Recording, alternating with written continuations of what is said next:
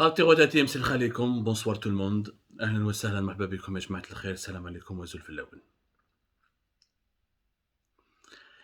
اليوم je vais essayer pour la première fois, je dis bien pour la première fois, je vais faire de l'autocensure, c'est-à-dire que je vais vous raconter une histoire qui est rocambolesque, mais certains dessous, certains détails scabreux, je ne vais pas les raconter parce que je veux donner un délai.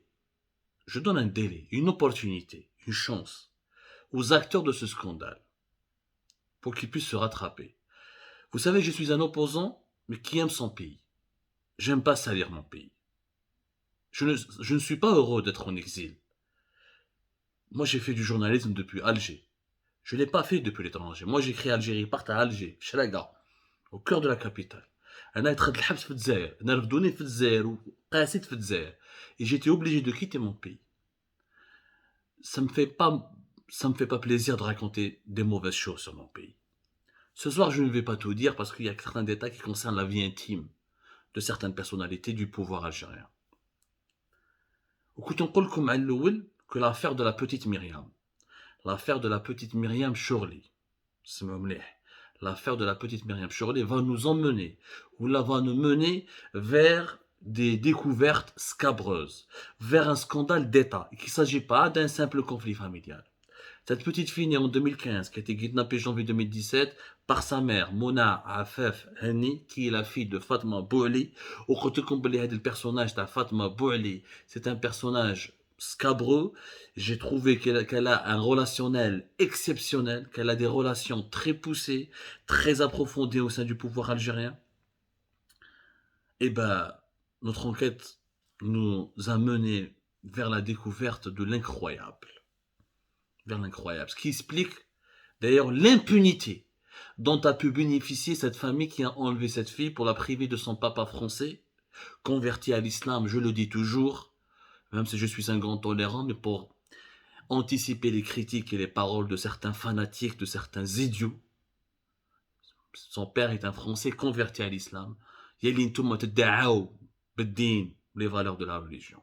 كنت نقول لكم بلي راح نصيبوا وراح نديكوفريو وحنا في الجيري حتى حاجه ما تخبى علينا parce que nous avons des sources partout, parce que nous pouvons pénétrer les salons les plus impénétrables. Vous savez pourquoi? Parce que nous sommes des patriotes, et parce qu'au sein du pouvoir algérien il y a des gens patriotes et qui ne veulent pas que le pays sombre entre les mains d'une mafia vermoulue.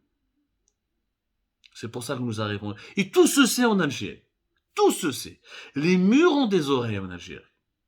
Les murs ont des... Tout le monde parle, parce que tout le monde en a marre du déclin et de la décrépitude et de la situation chaotique du pays. Tout le monde parle parce que tout le monde a envie de changer. Le chauffeur du général, le planton du ministère, le garde du corps, tout le monde parle parce que tout le monde, tout le monde parle. On ne peut pas cacher la vérité éternellement. Nous avons découvert, les jma'a, que la principale architecte,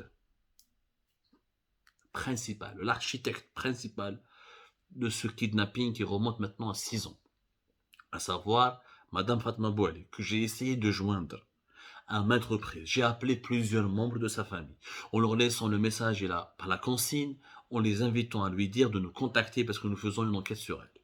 Aucune réponse. Tous les membres de sa famille ne sont pas avec elle, ne lui parlent pas. Quand personne de ta famille ne te parle pas, c'est encore plus suspect. C'est encore plus grave. Je continue à laisser la porte ouverte. Et je dis à Madame Fatma Bouali de contacter Algérie Part. Et de lui donner droit à la parole et droit de réponse. Et de lui poser des questions droit dans les yeux. Pour qu'elle ne puisse nous fournir les réponses adéquates. Parce que même les pourris, dans tous les procès du monde, le juge écoute les deux parties. Même les pires criminels ont le droit à la parole. Nous respectons le droit à la parole de Madame Fatma Bouali qui ne veut pas l'exercer. ما تقولوناش بلي رانا حاقرينها، ما حاقرين حتى واحد. حنا ما نحقروا حتى واحد، حنا on essaie de faire un travail professionnel, sérieux, honnête. Défendons l'intérêt général. Dans cette affaire, l'intérêt général est qu'il y a une fille algérienne en danger. Elle n'est pas, on ne sait même pas si elle est vivante, on ne sait pas si elle est morte, on ne sait pas si elle est en bonne santé, on ne sait pas si elle vit dans des bonnes conditions de mœurs, on ne sait rien. Kidnapping, enlèvement d'enfants, c'est l'un des crimes les plus crapuleux. Nous, les Algériennes et les Algériens, on ne supporte pas ce genre d'atteinte à la dignité humaine. Nous sommes culturellement immunisés contre ce mal.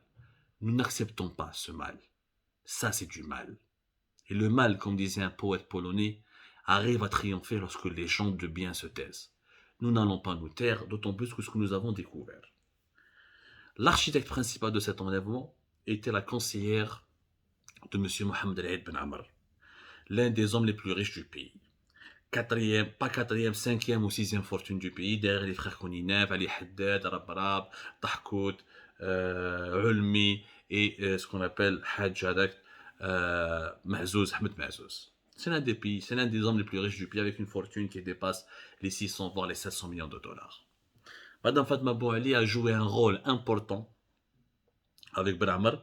Soi-disant, elle était conseillère en agronomie, parce qu'elle est diplômée en agronomie, elle a fait toute sa carrière dans l'agronomie, spécialiste des marchés céréaliers dans le monde, spécialiste du développement de la production agricole.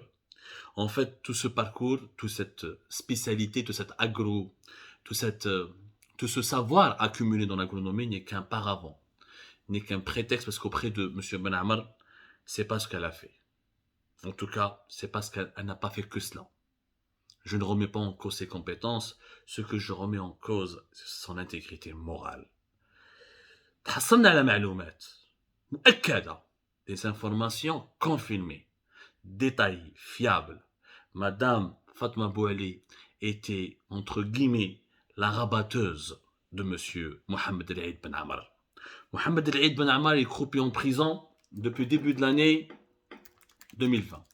وراهو في الحراش تقدروا تجبدوه وتسقسيوه وتقولوا له يا جماعه احكي لنا كلش, احكي لنا على هذه لا دام واش كنت دير معاها. Il est en prison depuis la mi-février 2020. Il peut vous confirmer toutes les informations que je suis en train de vous dire. Madame Fatma Bouali prenait des billets par chiche, monsieur Ben Amr, pour les donner à des dirigeants algériens influents. Madame Fatma Bouali est devenue une femme de réseau. Elle n'était pas qu'un agronome. Elle organisait des soirées, elle organisait des rencontres, elle faisait du réseautage. Elle mettait en relation M. Ben Amr avec un certain nombre de personnes, hommes et femmes à la fois. Nous avons pu confirmer au cours de notre enquête, durant l'année 2019, Madame Fatma Bouali est l'un des éléments, l'un des piliers qui a permis à M. Ben Amr de ne pas sombrer dans la gueule du loup, dans la gueule de cette machine judiciaire qui s'est enclenchée à la suite du 22 février 2019 pour démanteler tout le clan de Bouteflika, alors que M. Ben Amr, qui jouait sur les deux tableaux, quand il y le clan d'Al-Gaïd Saleh, quand il y le clan d'Al-Bouteflika, était quand même l'un des bailleurs de fonds les plus importants du 4e mandat de Abdelaziz Bouteflika en 2014, et il allait soutenir, il allait même financer le 5e mandat d'Abdelaziz Bouteflika. Il a attendu l'enclenchement du Hirak pour faire la pirouette et pour se retirer à la dernière minute, parce que il a senti le vent tourner. Son principal contact avec Wassini Bouazza et cette dame, Fatma Bouali. Elle était parmi ses principaux contacts, Wassini Bouazza. Wassini Bouazza, le général Wassini Bouazza, il était le patron de la Direction générale de la sécurité intérieure d'avril 2019 jusqu'à fin avril 2020. Wassini Bouazza, c'était l'un des cerveaux du clan de Saïd Bouteflika. Wassini Bouazza, ingénieur originaire de Tlemcen, il était le patron, le directeur des infrastructures militaires. Il avait fait sa carrière au sein du commandement des forces de défense aérienne du territoire, et il était, en tant que patron des infrastructures militaires, l'homme qui donnait et qui a attribué des marchés importants dans l'armée nationale et populaire à des entreprises privées et étrangères. Et c'est pour cette raison que M. Ben Amr avait totalement intérêt de se rapprocher de lui pour qu'il puisse remporter des marchés au même titre que les Kouninef et d'autres personnalités sulfureuses de l'époque de Bouteflika qui se sont tous enrichis grâce à des marchés avec le ministère de la Défense nationale. Et personne d'ailleurs n'a enquêté sur les marchés des oligarques algériens avec le ministère de la Défense nationale. On n'a jamais parlé des marchés de Mazouz, de Kouninef, de Tahko, de Ulmi, de Benamor avec l'armée. Chacun d'entre eux apprenait des marchés avec l'armée. L'un vendait des produits alimentaires, l'autre leur ramenait des véhicules, l'autre leur ramenait de la viande, leur ramenait des machines, un autre leur construisait les infrastructures du bâtiment et quelques infrastructures du bâtiment, des ouvrages d'art. Là, chacun a bouffé dans la marmite, y compris dans la marmite du ministère de la Défense nationale. Mais ça, c'est un tabou parce que l'institution militaire, elle est sacrée, donc on n'en parle pas. Ok, préservons le caractère sacré, mais réglons les scandales. Madame Fatma Bouali était en contact permanent et direct avec Wassini Bouazza. Elle pouvait entrer dans son bureau, elle pouvait le contacter. Comment une simple agronome, tel Wassini Bouazza? C'est ce qui explique d'ailleurs pourquoi tous les mandats d'arrêt et les jugements émis à l'encontre de sa fille qui a enlevé la petite Myriam Chourli n'ont jamais pu être exécutés. C'est ce qui explique pourquoi la police, ou la Talharrach, ou la Bieli, ou n'importe quel tribunal n'a jamais pu appliquer la moindre décision dans cette affaire. Eh ben oui, parce que la dame, elle est influente et elle connaît une personnalité très influente, entre autres Wassini Bouazza. Mais Madame Fatma Bouali ne connaît pas, ou ne connaissait pas seulement Wassini Bouazza. Et d'ailleurs, pour la petite anecdote, Nasma Labelhom, c'est ce qui explique son influence, y compris bien avant le Hirak. Et c'est pour ça que Gaïd Salah de Wassini Bouazza dans son clan. C'est parce que Wassini Bouazza, il était l'ami de Saïd Bouteflika. Wassini Bouazza, il était l'ancien camarade de classe au lycée مع سعيد بوتفليقه. سعيد بوتفليقه وسيم بوعزة قراو dans le même lycée. Et généralement, Saïd Bouteflika est toujours en contact avec Wassini Bouazza. Wassini Bouazza, c'est lui qui a trahi les Bouteflika en donnant toutes les informations nécessaires pour permettre la neutralisation du clan de Saïd Bouteflika, Gaïd Salah. Un homme très puissant. Une simple agronome qui est en contact avec un homme pareil pour régler les affaires du milliardaire Ben Amor, c'est une femme qui n'est pas ordinaire. Ce n'est pas une simple citoyenne ordinaire. Comme les membres de sa famille que j'ai appelé au téléphone,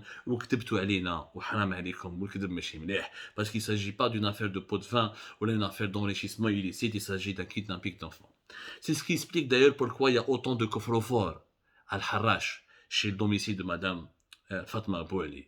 Et d'ailleurs, je ne comprends pas pourquoi les services de sécurité ne font pas une petite perquisition pour vérifier le train de vie de cette simple agronome, pour vérifier ainsi nos investigations.